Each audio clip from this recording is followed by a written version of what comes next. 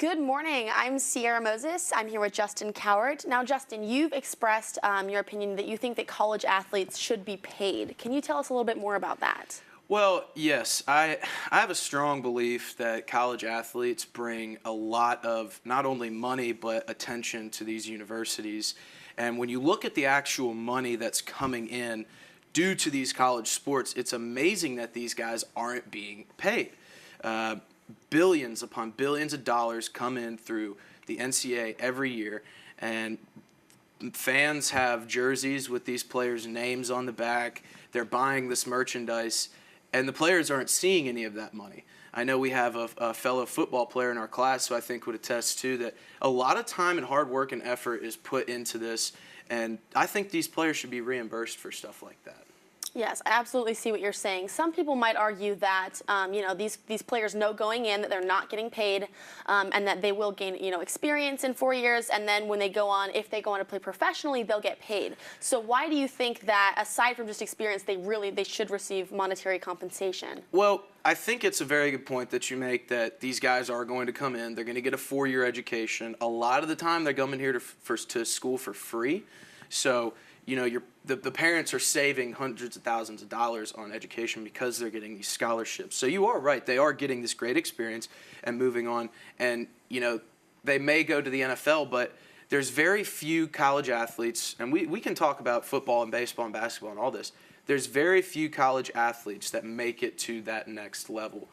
And, there's been so many stories of guys who said, I got home one night, I didn't have enough money to eat. I couldn't even buy pizza. And I go to my coach and ask him if he can go buy me a Subway sandwich, and that's against the rules.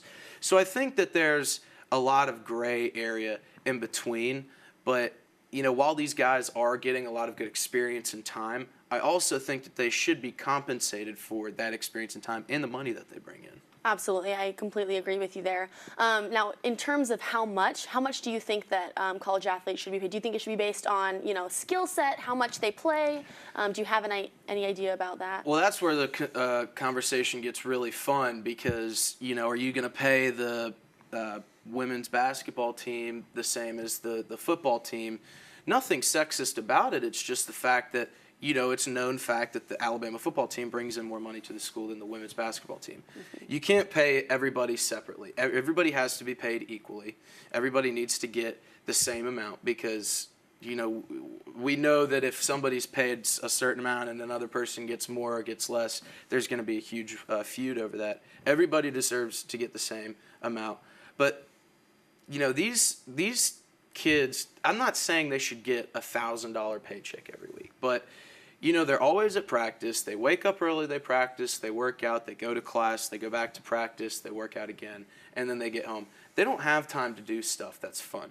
So I think that giving these guys and girls a little bit of extra spending money, a little seed money for the week, let them go out and enjoy themselves on the college campus. Don't let these kids have to sit in their dorms and worry about where their next meal is going to come from. Absolutely. Awesome. Well, that is all the time we have. Thanks so much for talking about this with us. Again, this is Justin Cowart, and I am Sierra Moses. Nice. All right. Nice job. I'm going to pop my back. Thank you. Me too. Stay loose. Sorry if I put you on the spot. No, that's good. That's what good interviewers do. All right. 3, 2, 1. Hello, everybody, and thank you for joining me for another segment of Cowart's Corner. I am here with Sierra Sully Moses, as she is perfectly famed for Halloween today. Sierra, I love the costume. I love the outfit. Thank you. Happy Halloween.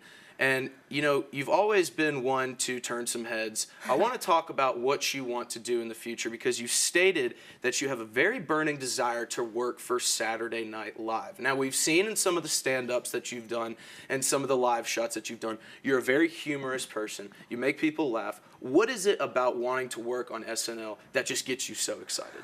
Thank you. I really like the improv side of it. I enjoy comedy writing. I'm really good with, you know, kind of taking an idea, taking a news story, and creating a pun about it or a joke about it or something like that. And I enjoy performing as well.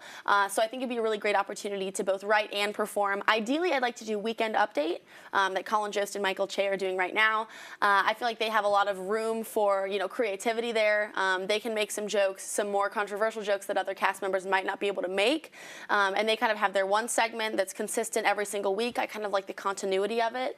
And honestly, you know, I wouldn't mind just being a regular cast member or just doing the writing for the show. But yeah, I enjoy, you know, the opportunity to both improv and kind of write some comedy and make people laugh. Well, SNL has had a very long, storied career, and there have been some incredible cast members to come through. Give me one or two names that are more idols to you and people that you look up to and people that you've kind of shaped your art around through the years. Absolutely.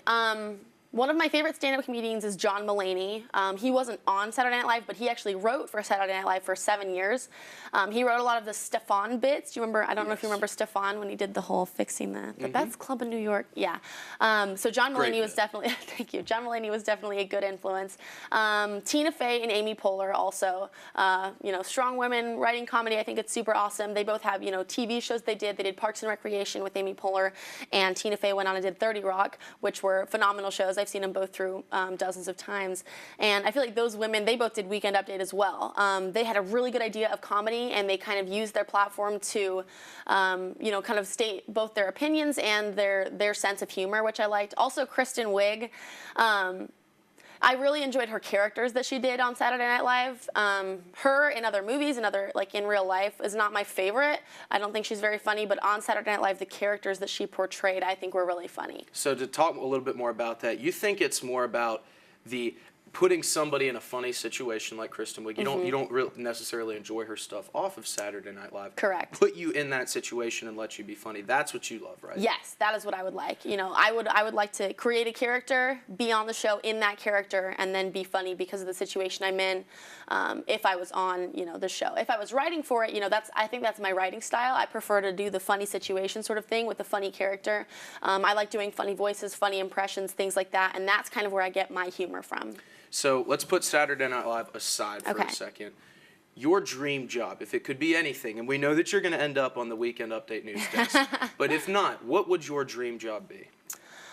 Yeah, like you said, Weekend Update would be a good one, but I don't know. I don't know if it's just because I just saw A Star Is Born or what, but I would love to perform on stage. I sing and I write songs and I play guitar, and so I think it'd be really, really cool to be a performer like that. Just something in entertainment, I guess, would be my dream job. I'd love to, whether it's comedy, whether it's music, whether it's acting, writing, you know, directing, editing, something. I feel like I love to entertain people. So that is what you love to do. You love to be on stage in front of people.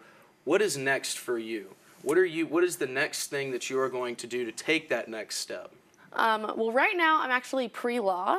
I'm planning on going to law school, which is very odd. But I can still pursue both music and comedy on the side, which I like. I've been looking into internships with Saturday Night Live both this upcoming spring and this upcoming summer, so I plan to apply for both of those. And I'll continue to, you know, post songs on YouTube, you know, maybe write a stand-up comedy bit, record it, put it on YouTube, put it on Facebook, something like that. With media these days being so versatile, it's very easy to put yourself out there. And so I guess just kind of taking advantage of that opportunity. Well, future superstar Sierra Moses, thank you so much for joining me on Cowards Corner. And you guys have a great afternoon.